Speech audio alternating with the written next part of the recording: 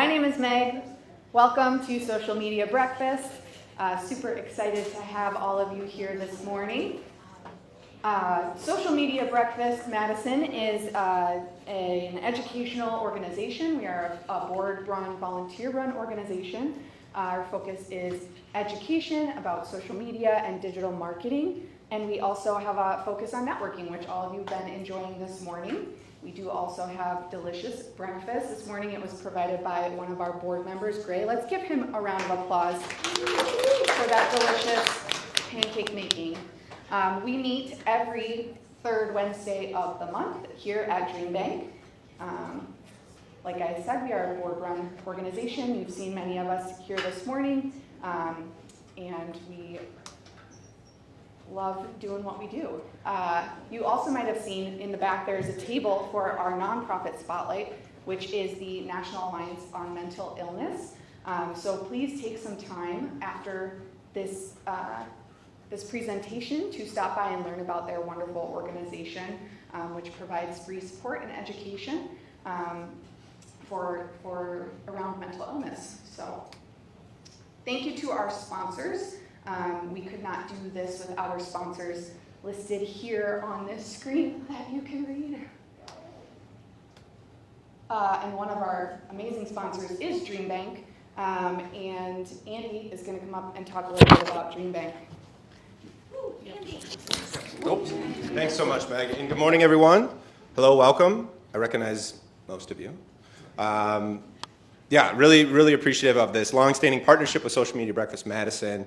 I know that I personally have been involved for numerous years and have gotten to know a lot of you. For those of you who I haven't yet met, would love to introduce myself and chat a little bit more in depth about kind of what we do here. Speaking of which, for those of you who maybe aren't familiar, we are a free community resource that is put on by American Family Insurance, and everything we do is meant to ladder up towards the inspiration and pursuit of dreams, in large part by removing barriers for individuals. So that plays out, I would say, in three major ways, the largest one being the events that we host. So we host right around 15 free events a month that are all organized through the lens of personal and professional development. And we cast a very wide net in terms of our offerings. So I am in charge of a lot of our business-oriented events, but we also offer a lot of events that are tailored to overcoming barriers or roadblocks in dream pursuit.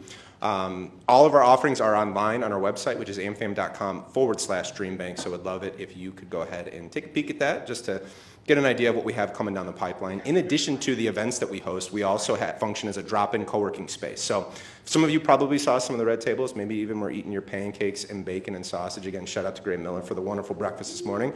But yeah, that's meant to function as a drop-in co-working space. So let's say you live on the east side, you're meeting someone who lives on the west side, kind of need that central location. You're more than welcome to come in and have a quiet place to work. Our hours of operation are Tuesday through Thursday, 9 to 5. So whenever we are open, you're always welcome. Lastly, the very back of the space, we have a very robust and interactive exhibit. It's always rooted in positive psychology, rotates a handful of times throughout the year, and meant to embody some of the beliefs and values of the company. The exhibit right now has been here for quite some time, and that's because it's awesome. It's building your dream, a lot of design thinking concepts and principles that are incorporated into it, talking about gap analysis. I know where I'm at right now in my dream pursuit. I know ultimately where I want to be. How do I navigate the middle part? Traditionally, the hardest part of any sort of goal or dream that you're working towards. So some really good resources in there. Highly encourage you to check that out. Lastly, if you're ever interested in reserving this space, when we're not utilizing it for our own programming, we offer it up free of charge to the community as well. So I know a handful of you have taken advantage of that. Any sort of board retreats, business networking events, really anything that aligns mostly with kind of what we do here, we'd be more than happy to accommodate that. You can chat with myself or my coworker Jenna Piche, who's in the back of the room. There she is. So yeah, feel free to ask us any sort of questions pertaining to the space or our programming. And with that, I will kick it back to Meg. Thank you. Okay, so each month we give away a Yola's Cafe $10 gift card. I'm not going to do that right now. You are going to have to stick around and figure out how. We'll figure that out together. And without further ado, I would like to introduce our wonderful speaker today, Jenna Piche, who will be talking about strategies to cultivate work-life harmony. You have a mic. Do you need this mic? You're good. Okay, let's give it up. Good morning. Thank you so much, Meg. Oh, did you want to chat about this before I move on? Oh, What is going on there? Wait, did I do something wrong? I don't think we talked about mommy. We did. Yes. This is at the end? So we got to switch? Yes. Oh boy, man. All good. We're going to figure it out. switch. We're going to switch to your Great. presentation. Oh. I'm going to let you do that. Thank you. Yes. Take two. Let's give it up one more time. Thank you. Good morning, everyone. While I'm getting this situated, if you didn't see it on your way in, you have an opportunity to win a full focus planner in the back. It is a quarterly planner. It's a $50 value. If you still carry a business card in your old school, you can drop it in there. Otherwise, there's some sticky notes, and I'll have another opportunity for those tuning in virtually to be able to win as well. But today we're going to talk about 5 ways to cultivate work-life harmony as social media and other fabulously talented marketers. But before we dive in, I want to share a little story with you. So this was about 4 years ago. My kids here are about 2 and 6 months. We went out to Denver, February 2020, right? So before the world shuts down. We flew out. We went to their aquarium, which if you go to Denver is a beautiful place to be. We had so much fun. We borrowed a friend's S10.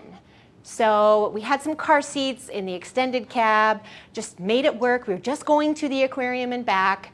But on our way home, a snowstorm hit. And we are driving out to Boulder, which is about a half-hour drive outside of Denver. And we started to hit some black ice. And the car starts swerving. And it was really close. My husband is trying to navigate out of this swerve, and we almost hit the middle rail, the middle guardrail. And as he gets it back under control, we have this moment of, what just happened, right? We feel our hearts drop into our stomachs. And then I look back at my kids who are both passed out in the back seat, oblivious to this happening. But then I see I didn't actually buckle up my 2-month-old. So can you imagine? So after our heart rates come down, we start realizing we hate having these moments, but also what a great perspective setter. We were both running at a pace that was not sustainable to living a life and building our careers while being present with our kids. So as much as we didn't want this, it was a really big wake-up call for us to reevaluate the rest of the way home. How are we spending our time? And is it truly aligning with what we say is important in our lives? So some of us buy into this idea of the hustle fallacy, right? We have to go, we have to push. We're just going to muscle our way through these things. If I work 80 hours and you work 40, I'm bound to get there twice as fast. But that's not the case. We know that at some point we're going to hit a wall and we're going to burn out. Has anyone ever been there? Yeah. Look around the room. You're not alone. But our culture perpetuates this, right? I'm going to stay busy because being busy means being more productive. So if we decide, I can't run at this pace anymore, then we might hit that ambition break. And that's not as fulfilling either. So what I found out by doing some research, Sprout actually found last year that 42% of social media marketers plan to stop working in social media in the next 2 years. Yeah, that's a really sobering stat, isn't it? Another 63% said they are either experiencing burnout right now or have in the past 3 months. And that was pretty typical to our room, right? At least 50, 75% of us raised our hands saying we know that this pace is unsustainable. So ultimately, what do we want? Well, we want this double win, right? We want to win at work, but not at the expense of succeeding at life. So that's what I'm going to share with you some tips for today. How you can be more efficient during work hours, how you can use your time more wisely so that you can shut it off and prioritize what truly matters outside of work. Because our time is really our most precious, non-renewable resource. But before we dive in to the tangible, tactical, practical tips that I'm going to give you today, I think it's really important for everyone to identify our personal why, because you'll be more likely to incorporate these tips into life. Okay, so if you have a notebook, I invite you to pull it out.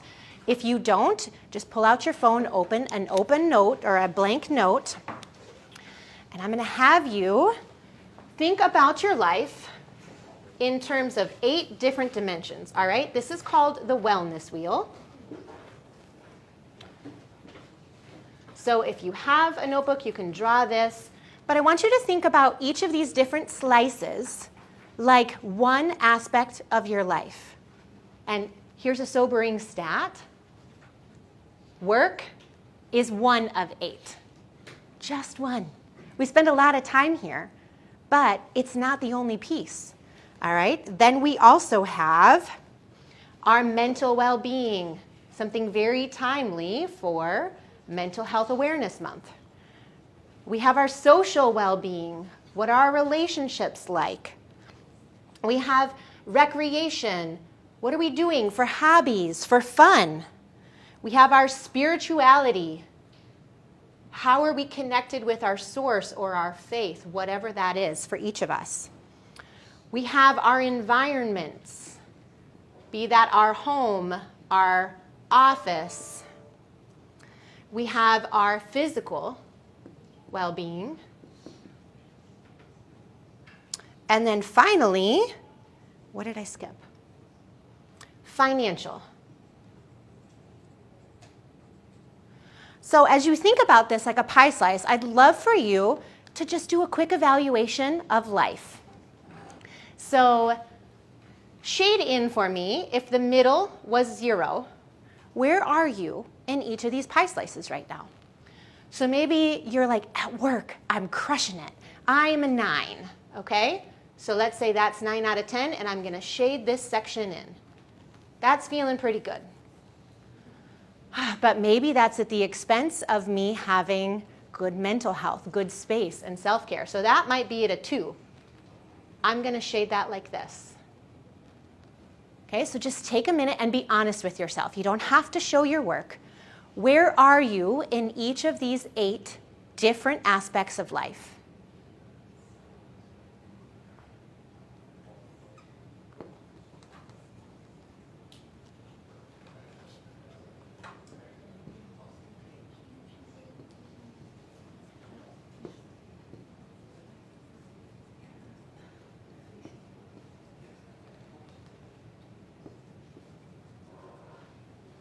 And if you fill out the whole wheel, you might end up with something that feels a little wonky, right? If we were to pick this up and put it on a car, you're going to get a lot of bumps because it's not extremely smooth. So once you have that filled out, I invite you to ask yourself, where are my biggest opportunities? If I were to reclaim time from work, work more efficiently, where would I repurpose that time? If I could regain 5 or 10 hours a week, what would that make possible in these other areas of life?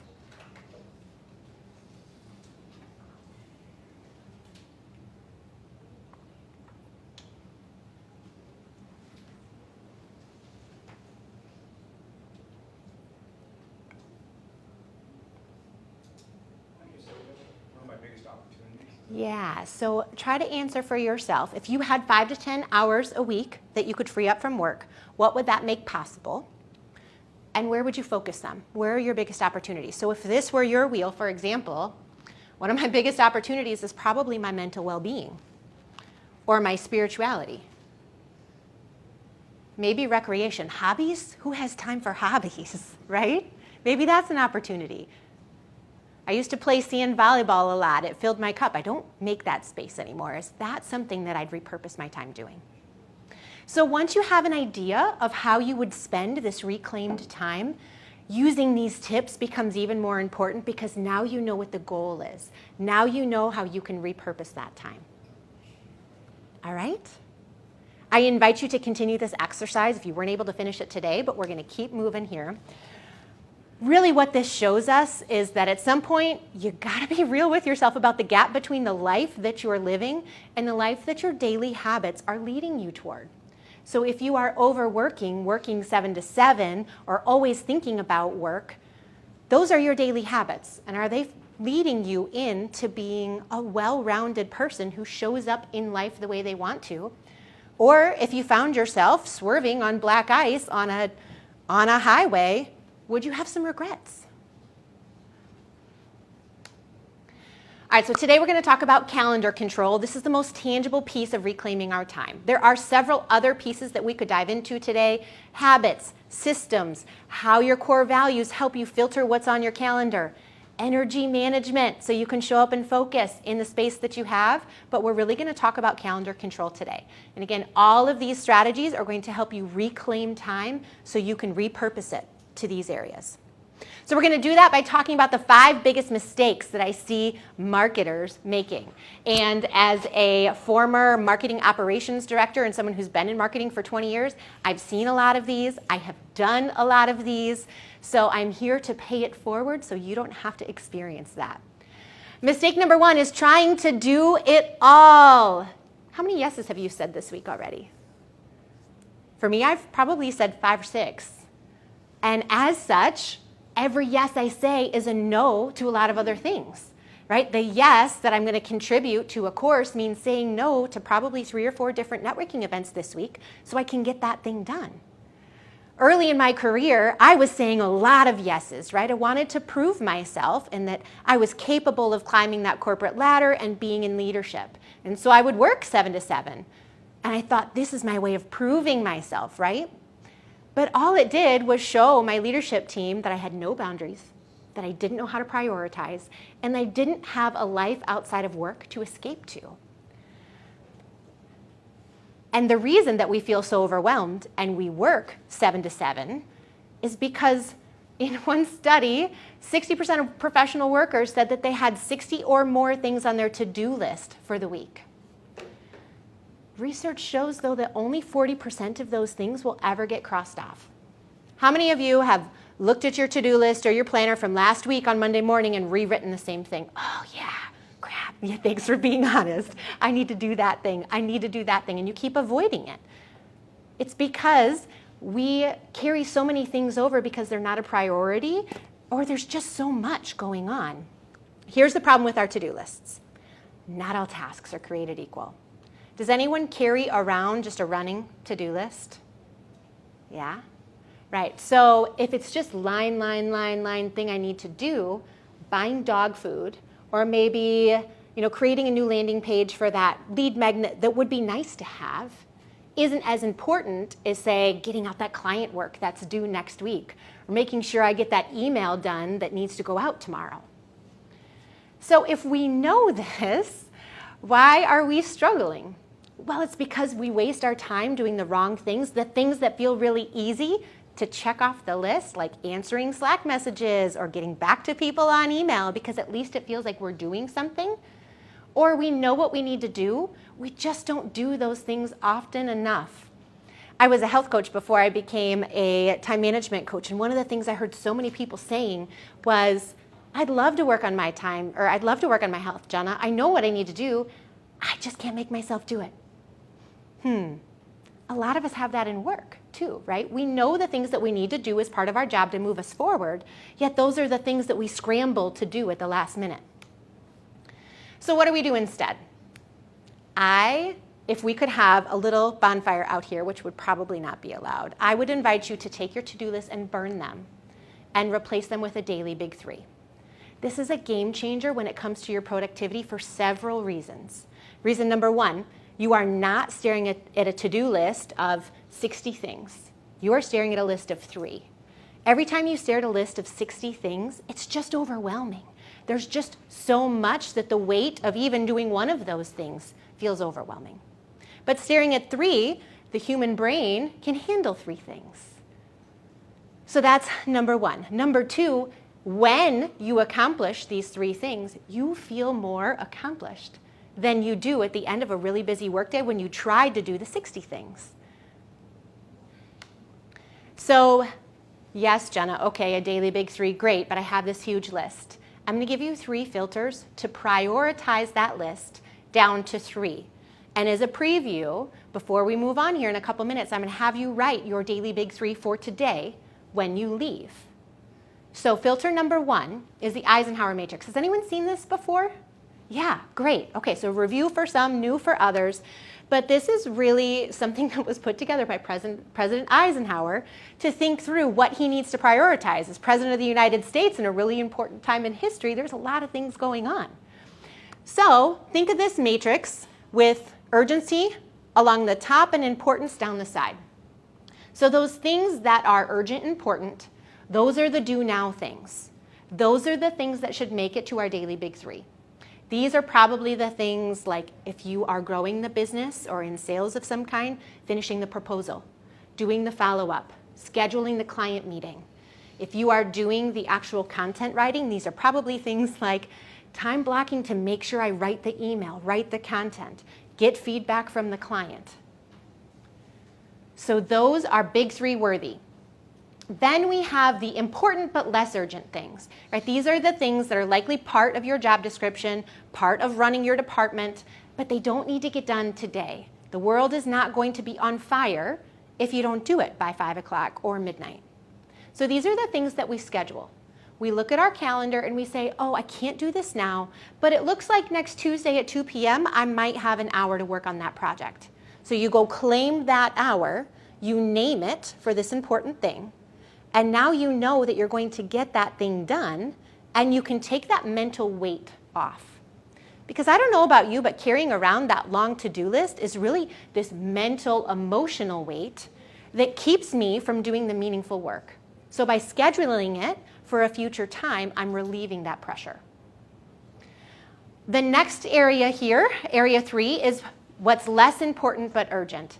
Usually these are the things that other people need from us that we don't deem important. How many of you have had people saying, oh, I just need you to look at this one thing. Oh, this client wants this thing done, right? But it's not your urgent. So can this be delegated? Do you have a team that could grow by taking on these things so that you can free up your time to do more of the zone 1 things? And then finally, the less urgent and less important, I would argue, does that stuff need to be done at all? Especially at the expense of the urgent and important. All right, so this is filter number 1 for that long to-do list. Filter number 2 is to look at your goals and ask the question, what is the next best step I need to take to move this forward? I work with a lot of entrepreneurs and a lot of marketing leaders, and one of the biggest mistakes I see us making when we are trying to hit our goals is that we set them, we have all this intention, we set a vision, we pull together this great team, and then that thing goes up on a shelf until 90 days from now when we come back and say, oh yeah, you remember those quarterly goals we wanted to hit? How are we doing? Oh, we didn't touch that. It's because we didn't take daily action toward the goal. So another thing for your daily big three is to look at your goals at least on a weekly basis, if not on a daily basis, and ask, what's the next best step I can take? Because small steps every day toward these goals is going to make you a whole lot more progress than just spending one whole day on it. So that's your second filter. And finally, your third filter is the focusing question from an amazing book called The One Thing, but I'm going to boil it down for you in one sentence. What's the one thing I could do right now, such that by doing it, everything else would be easier or irrelevant? Sometimes this is go for a walk around the block because my brain is so full I cannot concentrate. Sometimes this is, I just need to sit down and make sure that I have the content plan ready so that I can check that off and relieve that mental pressure. Okay? So those are your 3 filters. Now your action step to relieve some of that to-do list pressure is to create a daily big 3 right now. I'll give you a minute. When you leave here today, what are the 3 most important and urgent things that are going to move you toward your goals?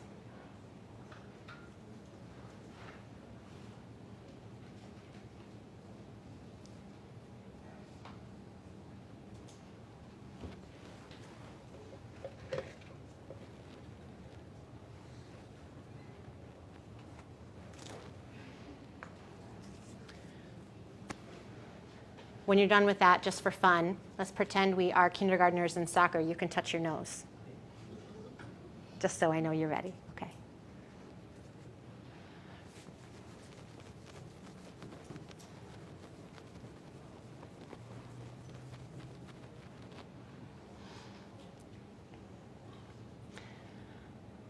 All right, so step number 1 toward helping you reclaim some of this time and relieve some of this pressure is to create that daily big 3. Moving forward, in a perfect world, you would time block at least 90 minutes, maybe 2 hours in the morning to get that stuff done. Again, because once we get it done, we feel this lifting of pressure. But also as summer comes, you might say, I got the most important 3 things done, and it's Friday at 2 o'clock. I'm going to go enjoy a glass down at the terrace. I'm going to call a friend. I'm going to go have lunch with my mom because you did the most important work. All right. Mistake number 2 that I see us making that is really weighing on our mental energy is not setting boundaries. Maybe you have some examples of this in your life. I have shared mine, but ultimately, if we aren't setting boundaries, we are letting work escape the areas that it should. Has anyone heard of Parkinson's law? So there was this man who did research with government workers, and they had 2 groups. And it was the same project that he took. To the first group of workers, he said, here's your work for the day. And to the second group of workers, he said, here's your work. When you're done, you can go home. Guess who got it done faster? Group 2, right? They were motivated to get out of there, to get done. And what he found from doing this research on a lot of different groups is that work expands to the time that we allot for it. But if this is true, then the opposite can also be true. Work can contract to the time that we allot for it. When I didn't have kids and was not married, my work was expanding 12 hours because I didn't have anything to run home to. Kids are sometimes the best priority setters and go here, but also so is creating a life outside of work. So like guardrails on the highway prevent us from careening into danger, guardrails on our workday can do the same thing, right? Because danger is working too hard, burning ourselves out, and as such, not being able to show up for our career or for our life. So I invite you to set guardrails on your workday. Choose a consistent start time and a consistent stop time. And I'd like you to write it down because you are more likely to commit to this if you write it down. Now, if you are working 7 to 7 right now, I am not saying try to change it to a 6-hour workday. But maybe you try to change it from 7:30 to 6. Try to contain it a little bit. Then can you pull it back from 8 to 5? Maybe eventually you'd like to have summer hours where you say, I'm going to work 8 to 4, 8 to 4:30, or whatever those are for you. This is to put a block on your calendar so you honor this. Right, there's a CEO that I work with. He sets the timer in his office so the lights go off at 5:30 because that's his cue that he needs to be out. So whatever you need to do to help yourself follow this, it's really going to help you create that space for those other areas of life. Okay, so step number 2, set your guardrails and honor them. Here's a little bonus because I don't feel like enough of this do this. We don't prioritize rest. We believe that sleeping 6 hours is enough, and then we show up at work drained and without the energy that we need to do the work. So here's why I want to make an argument to all of you that those 6 hours aren't enough and that working instead isn't serving you. So there was a study done where they told, again, one group of workers, I want you to work 80 hours a week. And the second group of workers, I just want you to pretend to work 80 hours a week. And what they found was managers couldn't tell the difference between the people who were actually working that long and the people who pretended, right? We laugh, but it's true. Because even in a 50-hour work week, we really only get 37 productive hours to do the meaningful work. So 1 hour of overtime is really only worth about 30 minutes of productive time, meaning that there's really no noticeable benefit beyond working 50 hours a week. Why is this important? Well, because when you're sleep deprived, the work takes longer and the quality suffers. So rather than only getting 6 hours, what if you went to bed and got up and showed up with a fresh mind and could do that work in a shorter time span because you had a fresh brain? Our professors, anyone who went to college, preached this to us, right? Go get a good night's sleep. But we all thought, you got to stay up. You got to cram until 3 a.m. before that session. But that wasn't giving us a fresh brain. And so now we can learn from their intelligence as we have matured, right? So the takeaway is that rest is not your reward for hard work. It is your prerequisite for greatness. So if you want your companies to level up, if you want your content to level up, if you want to level up in your career, start prioritizing your sleep.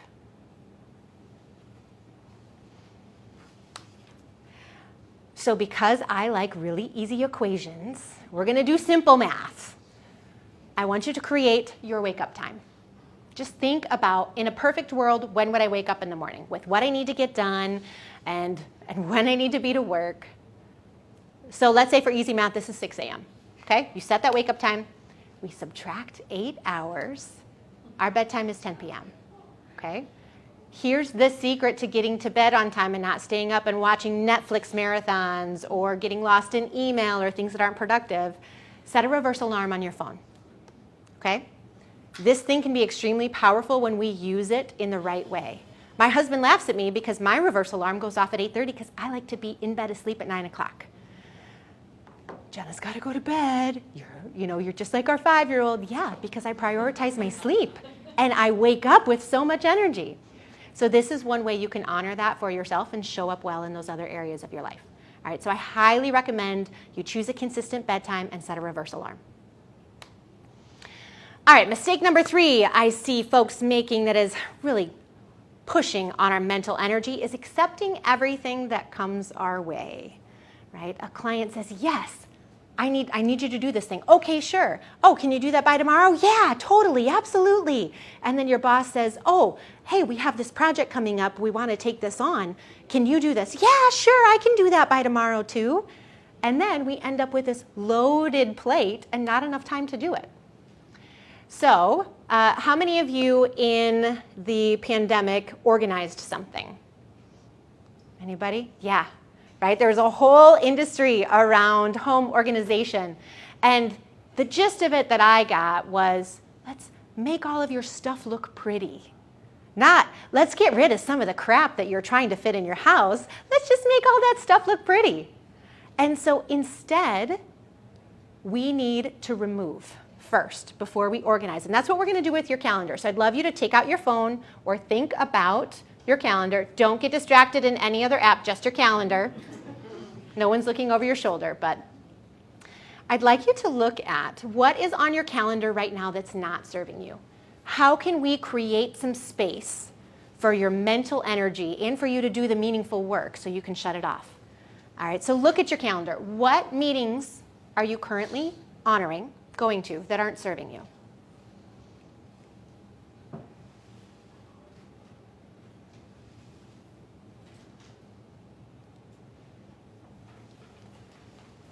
And then think about the commitments that don't make your calendar.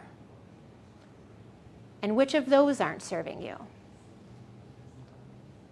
If you have an aging parent, are you running them to 3 appointments a week? And that's eating into your time. I'm not saying it's not extremely valuable, that's just something that's maybe not serving where you are headed. Are you on a bunch of committees?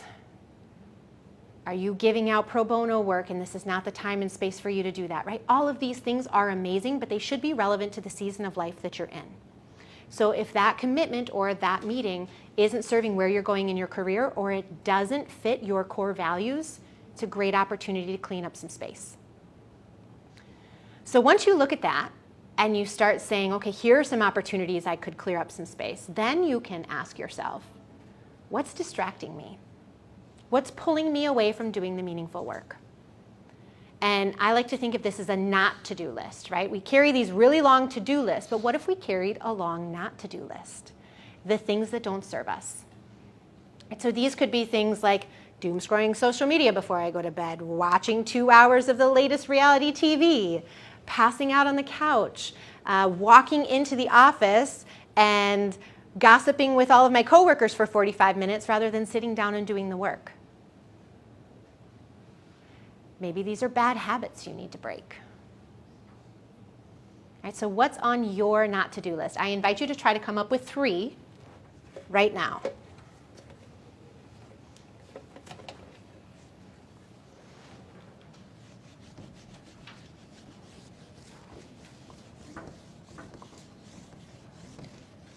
And when you're done with that list, you can stand up a little bit, move your body around. I know it's hard to sit in a chair.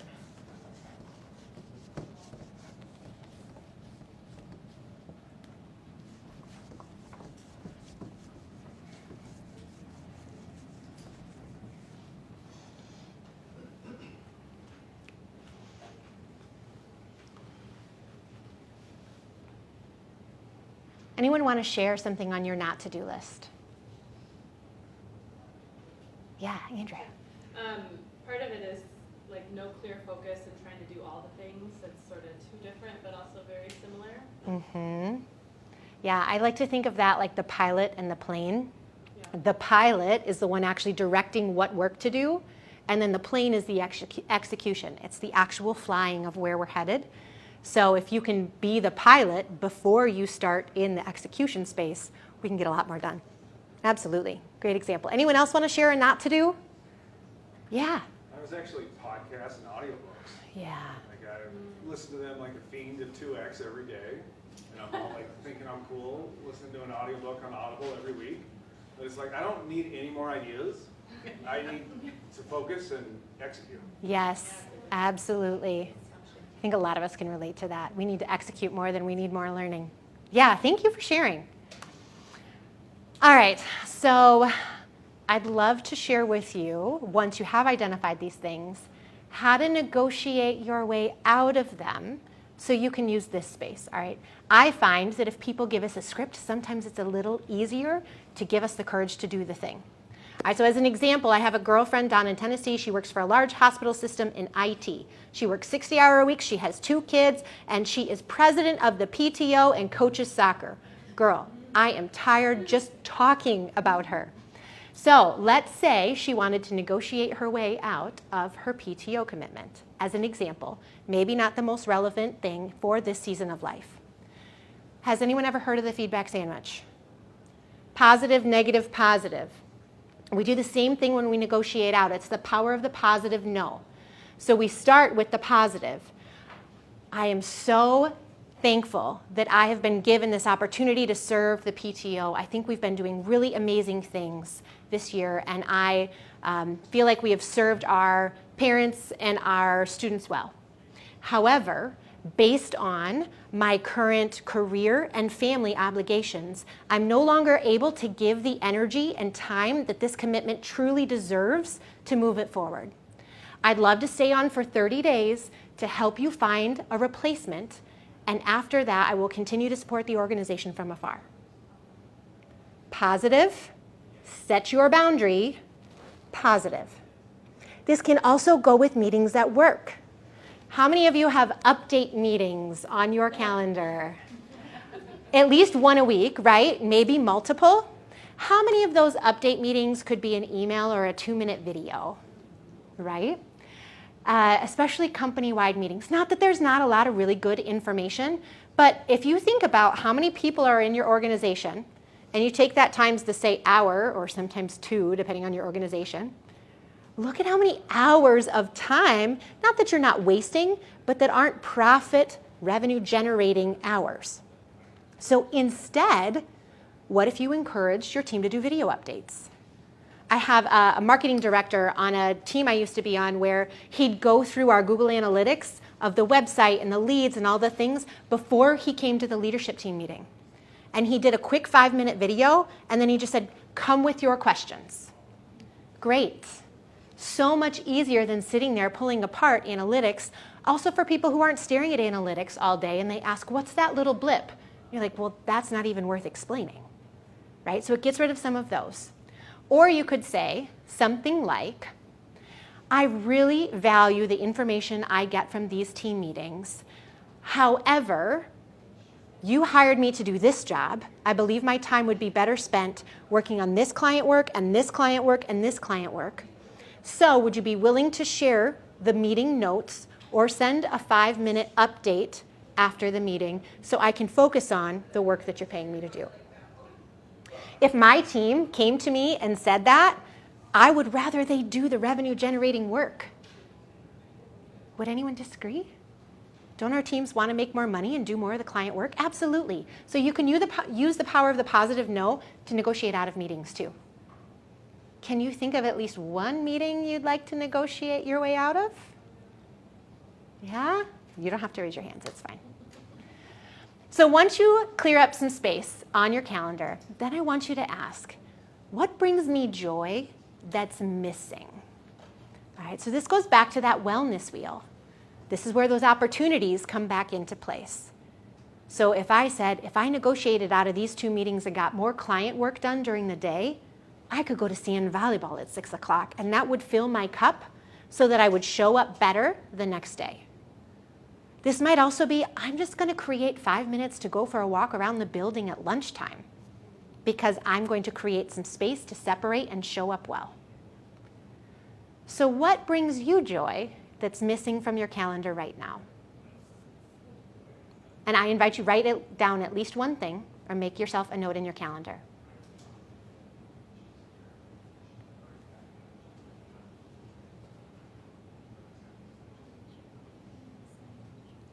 Dedicated puppy snuggles, if you have a home office. Walking meetings. Slow mornings with your cup of coffee in the front porch. Whatever it is for you. All right, so your action step, I gave you some ideas today, but I'd really love to see each of you spend 30 minutes doing this relentless removal exercise, and then do it at least once a quarter, because sometimes these things creep up on us, and we need to pull the reins back so we can create that space again.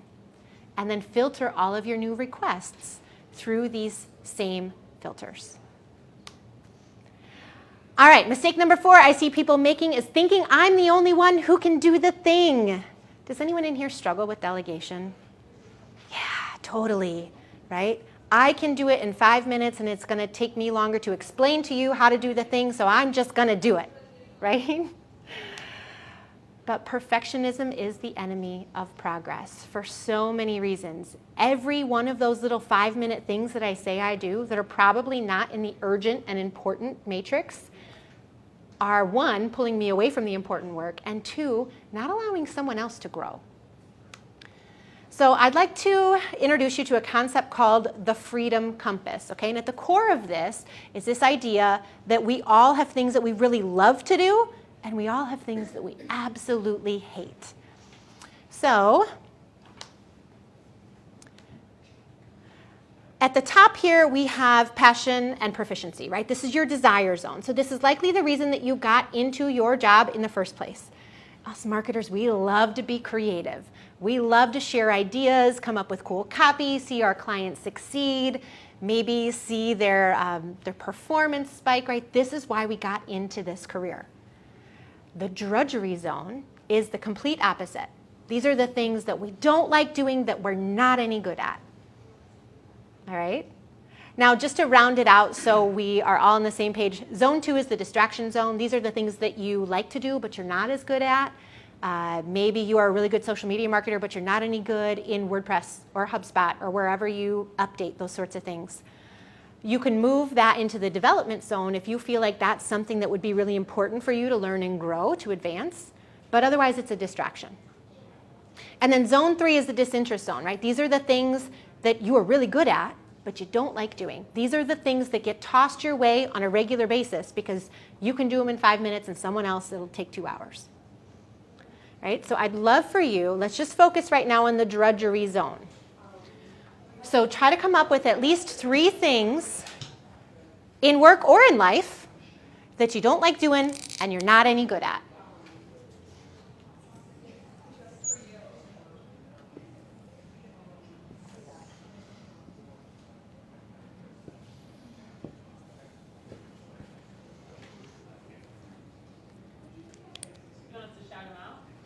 If you have some examples, go ahead. Yeah.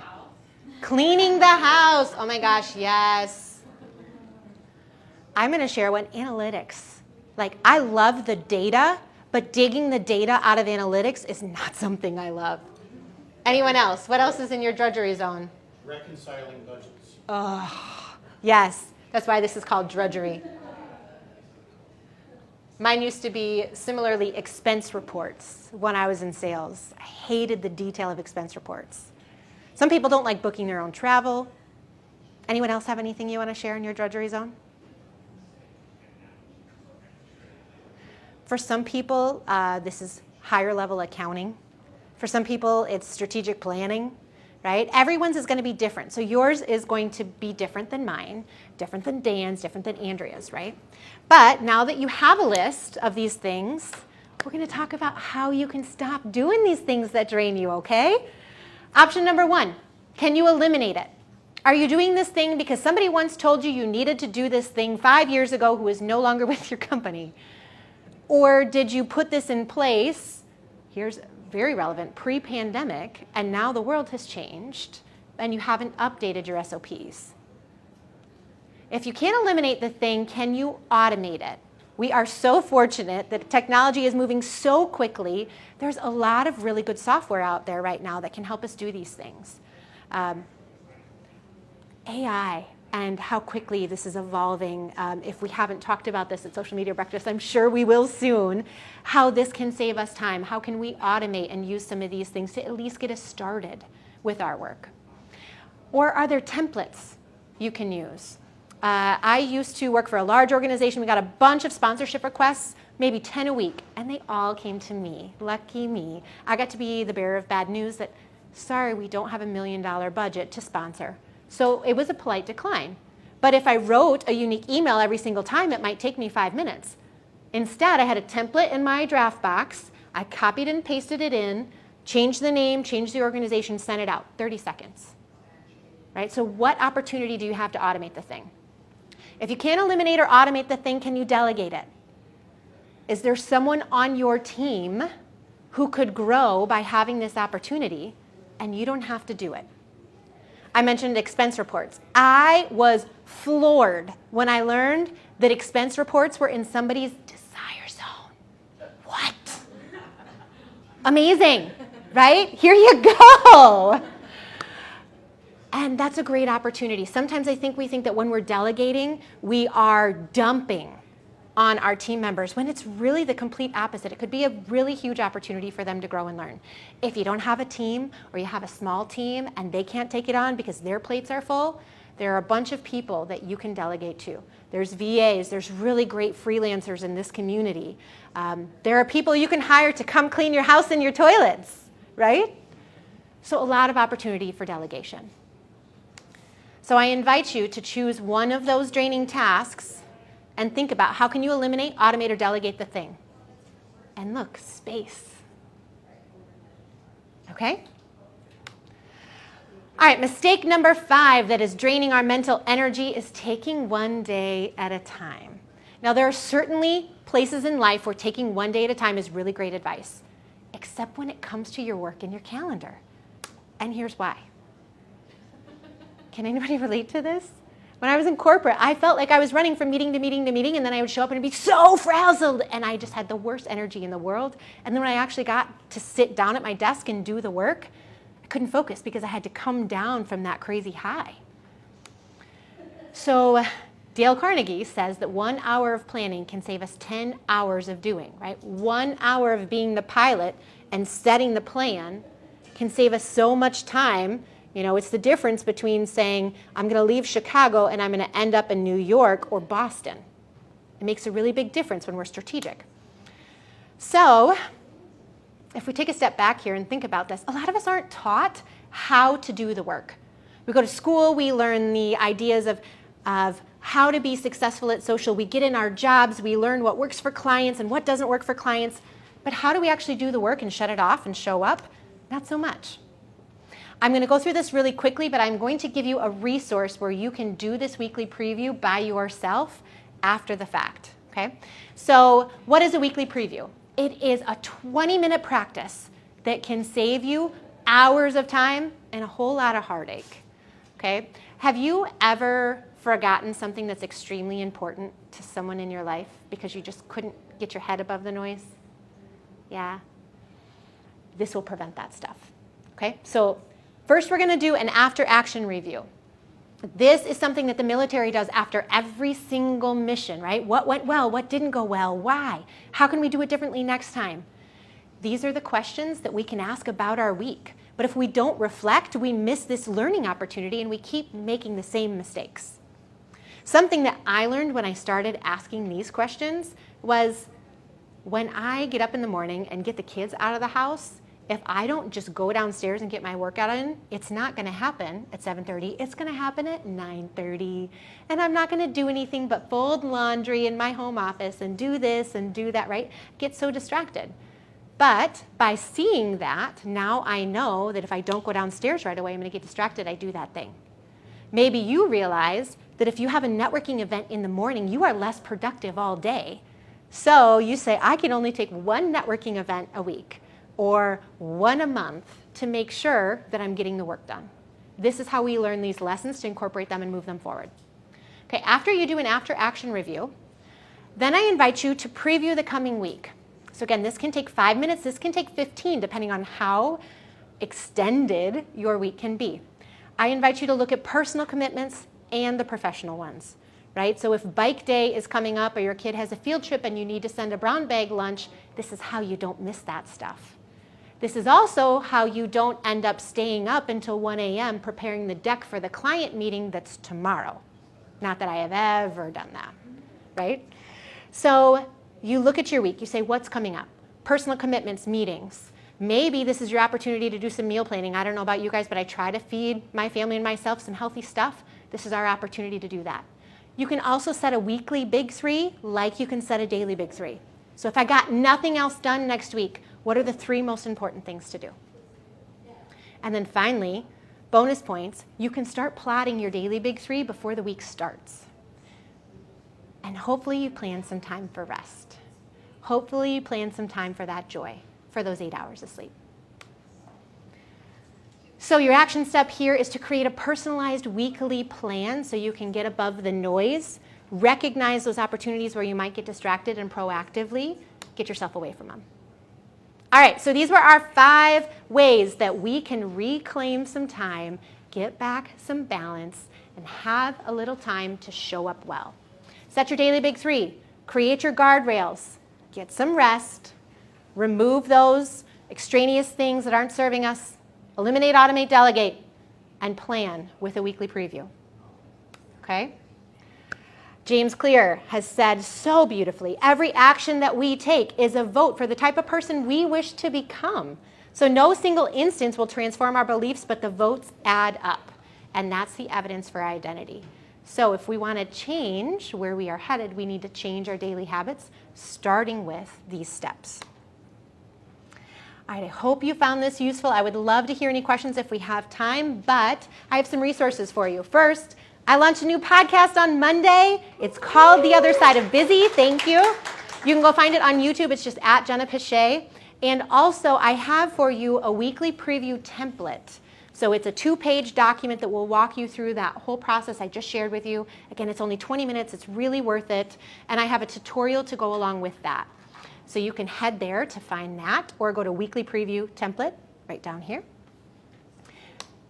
And then finally, I would love to give away, could you, Meg? That would be wonderful. While Meg's running back to grab that, we have an opportunity here for questions. Any aha moments? Anything that you've tried that hasn't worked? What's that? Yeah, Egan.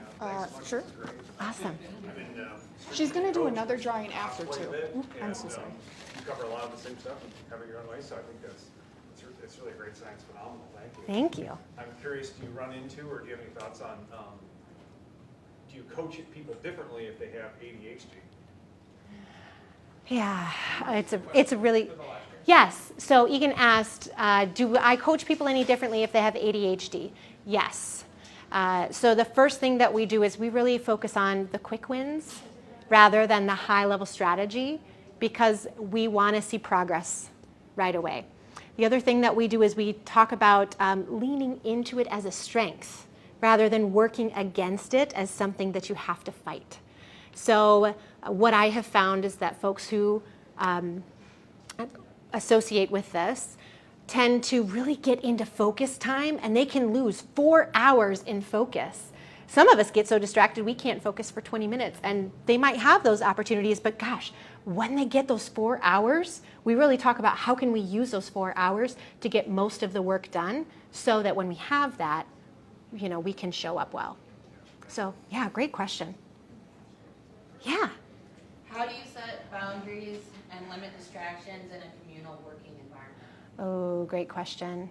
Yeah, I love how you use communal and not like cube farm, but I think there's a lot of great ways to show people that you are in focus mode. So the visual cues are really great, actually having noise canceling headphones. One of the organizations I used to work for had about 8 cubes, and your back was always facing the entry, so you could never see when someone was coming in. So I saw a lot of people put up mirrors, 1, so they weren't surprised, but 2, they'd put on noise canceling headphones, and that was their sign that they were in focus deep work. There were still some people who'd tap them on the shoulder and be like, hey, I got a question for you. So then putting up a sign is really helpful. Something like, I'm in focus work until 2 p.m. If it's urgent, text me or come find me after 2. And I feel like that people honor that when they see that you're actually getting the important work done. And they will give you space for that, if you in turn honor the same for them. Another thing that's helpful is understanding people's superhuman time, something we didn't touch on a bunch, but I used to work in marketing operations, and we had a software developer who was like, please don't give me any meetings before 11 o'clock. Like, things come in for clients, things break, I need to get that stuff done right away in the morning. So we shifted, knowing that that was his superhuman time. He needed at least 9 to 11 in the morning. So you can have conversations with the people you work with on a regular basis to say, what time do you need to protect? Yeah. Okay, we are just about out of time here, so we Great. should do Oh, let's do it. special Yes, drawing. thank you. All right, so the free full focus planner, Meg, you can draw. Ooh, okay. Well, I did put my name in here. Yes. So.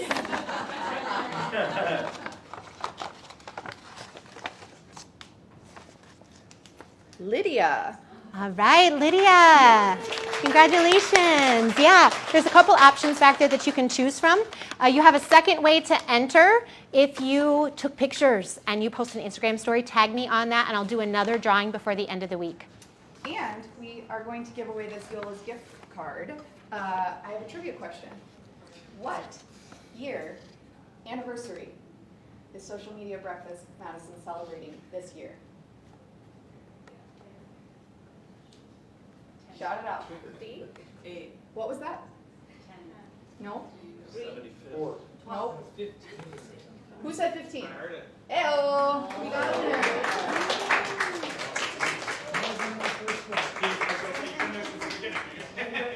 Check your calendar. We also take that, any sponsors or food or photography or any of that good stuff. And if you know of a local nonprofit we should highlight here, send that our way. So, and we can't forget, we do offer scholarships for learning opportunities in the social media and digital marketing space. So if you're looking to further your education and you need some financial help there, please apply for a scholarship. I think that's it.